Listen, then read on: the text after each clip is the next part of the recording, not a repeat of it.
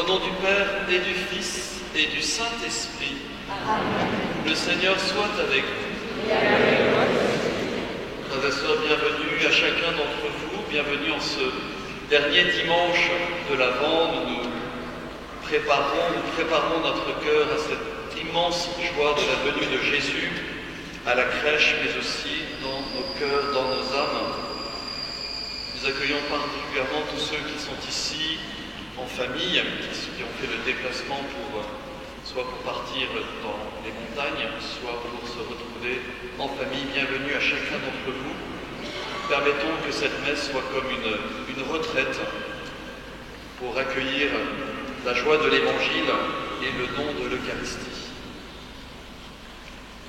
Nous nous préparons à célébrer cette messe en reconnaissant notre péché. Je confesse à Dieu Tout-Puissant. Je reconnais devant mes frères que j'ai péché en pensée, en parole, par action et par omission. Oui, j'ai vraiment péché. C'est pourquoi je supplie la Vierge Marie, les anges et tous les saints, et vous aussi, mes frères, de prier pour moi, Seigneur notre Dieu. Que Dieu Tout-Puissant nous fasse miséricorde, qu'il nous pardonne nos péchés, nous conduisent à la vie éternelle. Amen.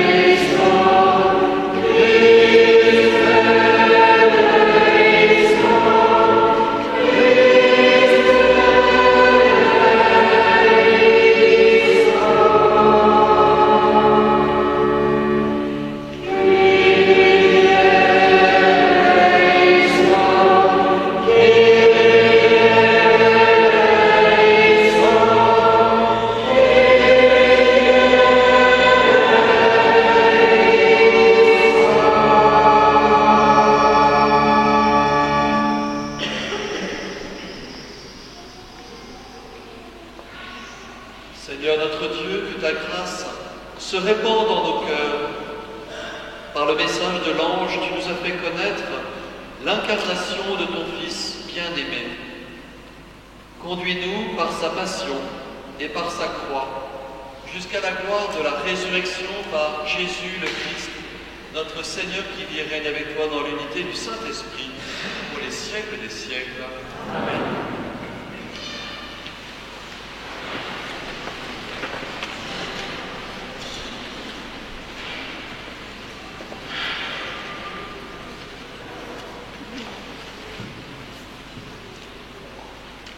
Lecture du livre du prophète Michée. Ainsi parle le Seigneur. Toi, Bethléem, Ephrata, le plus petit des clans de Juda. C'est toi qui sortira pour moi celui qui doit gouverner Israël.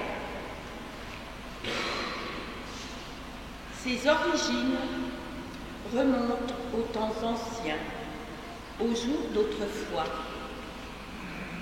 Mais Dieu livrera son peuple jusqu'au jour où enfantera celle qui doit enfanter, et ceux de ses frères qui resteront rejoindront les fils d'Israël.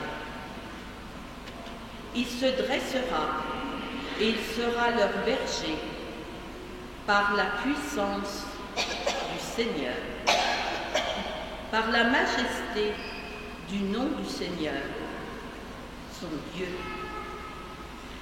Ils habiteront en sécurité, car désormais il sera grand jusqu'au lointain de la terre. et lui-même, il sera la paix. Parole du Seigneur.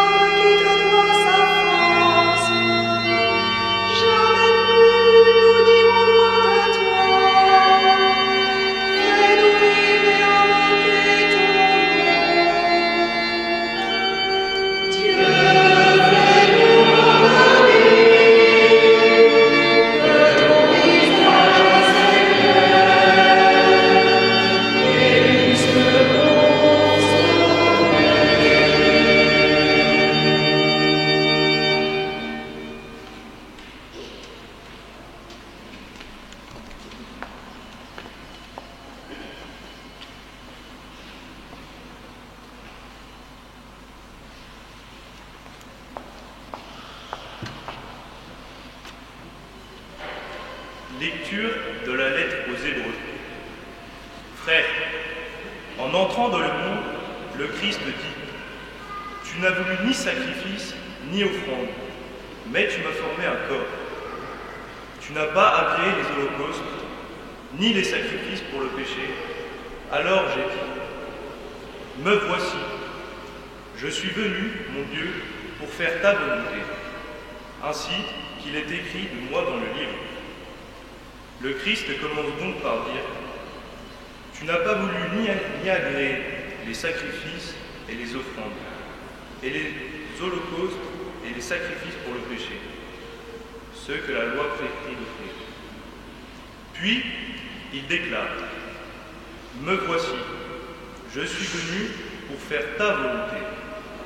Ainsi, il supprime le premier état de choses pour établir le second.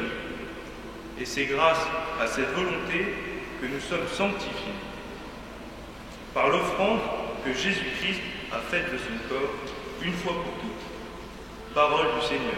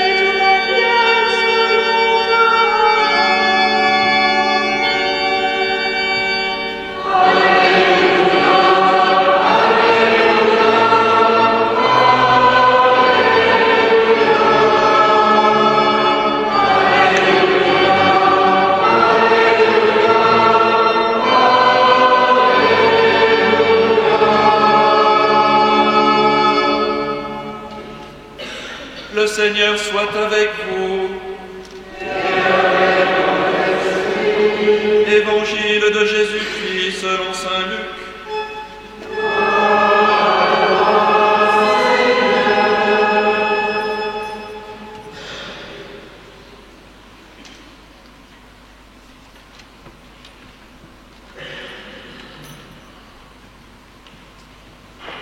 En ces jours-là, Marie se mit en route, et elle se rendit avec empressement vers la région montagneuse, dans une ville de Judée. Elle entra dans la maison de Zacharie, et elle salua Élisabeth.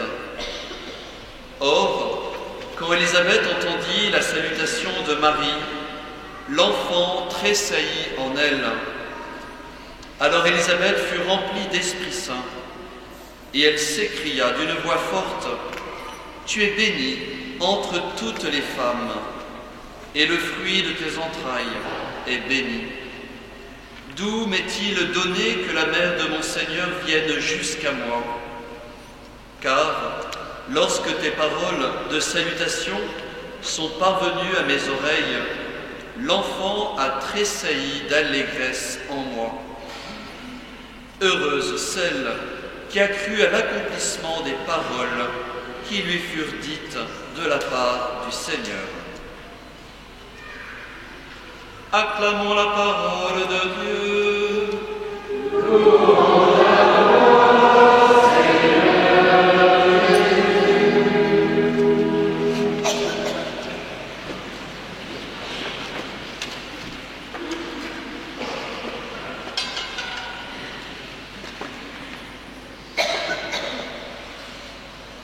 Nous avons aujourd'hui un ultime épisode avant cette magnifique messe de Noël. C'est l'épisode de la visitation des deux cousines de Marie qui visitent Élisabeth. Et il me semble que ce passage nous invite au fond peut-être à deux choses que je voudrais reprendre avec vous. Dimanche dernier, nous étions le dimanche du Gaudete, le dimanche de la joie, nous étions invités à répandre la joie autour de nous, en tout cas à témoigner d'une joie concrète, plutôt que de partager des mauvaises nouvelles. J'espère que vous avez pu faire cet exercice à table, en famille. Et aujourd'hui, c'est bien d'une joie dont il s'agit, puisque Marie va partager auprès d'Élisabeth sa joie d'attendre Jésus, d'attendre notre Sauveur. Il s'agit d'une joie étonnante, puisqu'en fait, c'est la joie de la première évangélisation, la première bonne nouvelle. Jésus va rencontrer son cousin Jean-Baptiste qui se révèle dans le sein de sa maman Élisabeth. Première évangélisation, une joie qui porte Jésus lui-même. Jésus commence par évangéliser son cousin, sa famille proche. Et nous savons que par la suite, cette bonne nouvelle de la naissance va se répandre tout d'abord au moment de la crèche auprès de modestes bergers qui seront là avec leurs troupeaux.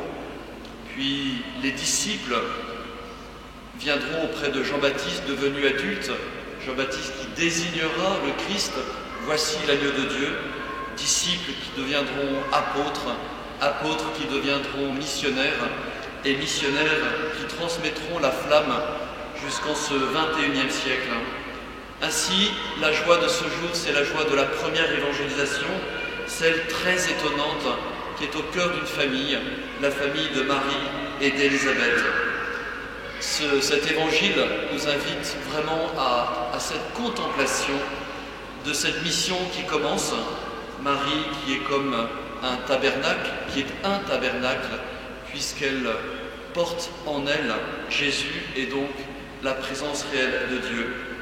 Nous l'avons entendu dans cet épître aux Hébreux, Dieu se fait petit corps, Dieu se choisit d'être un corps pour venir sauver l'humanité.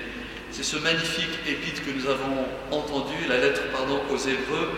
Tu n'as voulu ni sacrifice, ni offrande, mais tu m'as formé un corps, un petit corps. Tu n'as pas agréé les holocaustes ni les sacrifices. Alors j'ai dit, me voici. Me voici, c'est Jésus, Jésus porté par Marie. Ainsi peut-être le premier message de cet évangile, c'est la joie de contempler cette évangélisation qui commence. Cette joie, elle est complétée par une parole de bénédiction. Et je voudrais reprendre avec vous cette bénédiction, Élisabeth, qui prononce celle-ci, « Tu es bénie entre toutes les femmes, et le fruit de tes entrailles est béni. » Cette parole de bénédiction s'accompagne de cette question « D'où m'est-il donné que la mère de mon Seigneur vienne jusqu'à moi ?» Élisabeth prononce une parole de prophétie car elle reconnaît la bénédiction qui est tombée, ou en tout cas qui a été portée sur Marie, mais aussi l'enfant divin que porte sa cousine Marie. Tout ceci se traduit par cette parole de bénédiction extrêmement claire. Peut-être que cet évangile peut nous inviter très concrètement, non seulement à partager la joie comme nous l'avons fait dimanche dernier, mais aussi à nous bénir les uns les autres, à nous bénir. Dans quelques temps, et peut-être que cela a commencé pour certains, vous me l'avez dit, pour ceux que j'ai pu rencontrer à l'accueil, vous êtes déjà en famille ou vous allez être en famille lundi, mardi, peut-être encore mercredi. Être en famille, c'est profondément une réjouissance, mais parfois aussi, car nous savons que parfois il y a des affinités ou parfois moins d'affinités avec tel ou tel, quand les familles s'élargissent, telles sont nos familles, eh bien on peut être tenté de voir remonter à la surface des trucs, qui n'ont pas été tout à fait digérés, des pardons qui n'ont pas été donnés, des disputes qui n'ont pas été tout à fait appréciées. Eh bien, peut-être que si nous sommes chrétiens, si nous souhaitons vraiment vivre de cette joie de Noël, nous pouvons demander au Seigneur qu'il nous remplisse de cet esprit de bénédiction pour les personnes que nous allons rencontrer, un esprit de bienveillance. Quand quelque chose de grave s'est passé dans une famille, il n'y a que Dieu qui peut venir réparer tranquillement, retisser les liens, pardonner. Bien peut-être que dans les jours qui viennent, nous pouvons bénir ceux que nous allons rencontrer, nous souvenir que les personnes que nous voyons portent un corps qui a été anobli par cette naissance de Jésus. Tu m'as fait un corps. Depuis la naissance de Jésus, nous savons, depuis Dieu fait corps, nous savons que tout corps a une valeur immense, le corps de l'autre, la personne de l'autre. Demandons ainsi peut-être au Seigneur que nous soyons saisis de cet esprit de bénédiction, cet esprit de bienveillance, que nous puissions peut-être intérieurement, quand nous allons frapper la porte des personnes que nous visitons, dire « Mais heureux es-tu, toi que je vais rencontrer, béni sois-tu, toi que je vais rencontrer. »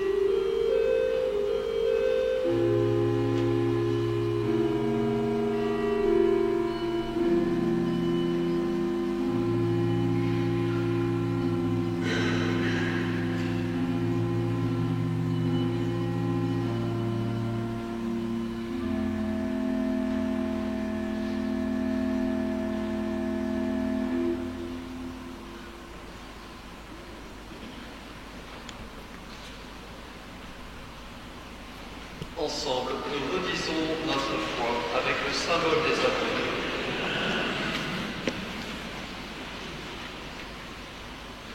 Je crois en Dieu, le Père Tout-Puissant, Créateur du ciel et de la terre, et en Jésus-Christ, son Fils unique, notre Seigneur, qui a été conçu du Saint-Esprit, et né de la Vierge Marie, a souffert sous Ponce Pilate, a été crucifié, est mort, a été enseveli, et descendu aux enfers, le troisième jour est ressuscité des morts, est monté aux cieux, est assis à la droite de Dieu, le Père Tout-Puissant, et il viendra juger les vivants et les morts. Je crois au Esprit Saint, à la Sainte Église catholique, à la communion des saints, à la rémission des péchés, à la résurrection de la chair, à la vie éternelle. Amen. Frères et sœurs, tandis que nous attendons l'avènement de notre Seigneur Jésus-Christ, nous implorons sa miséricorde pour qu'il apporte le salut aux familles, au monde d'aujourd'hui, à l'Église.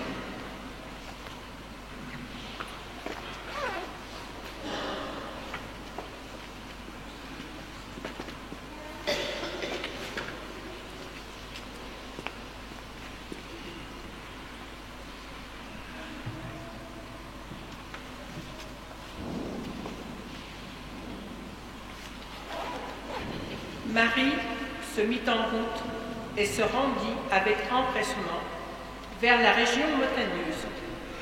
Seigneur, nous te prions pour l'Église, qu'elle sache toujours sortir d'elle-même pour porter au monde avec empressement, comme Marie, le trésor d'amour qui s'appelle Jésus. Prions.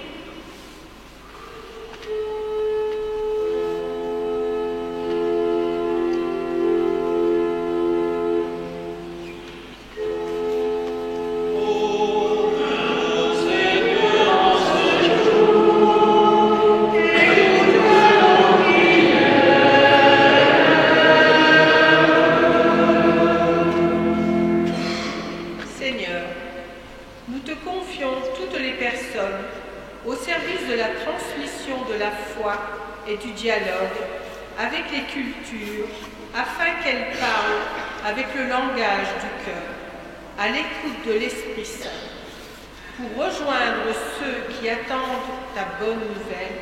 Prions.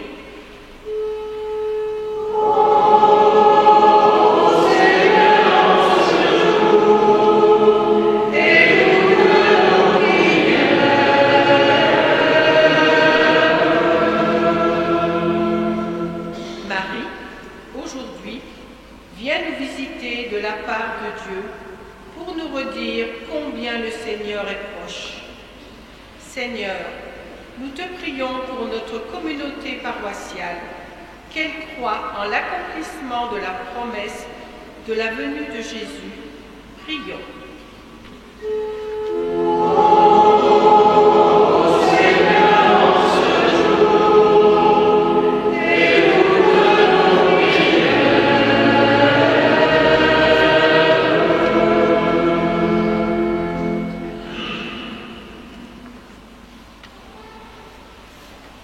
Nous t'en prions, Seigneur, toi qui règnes pour les siècles des siècles. Amen.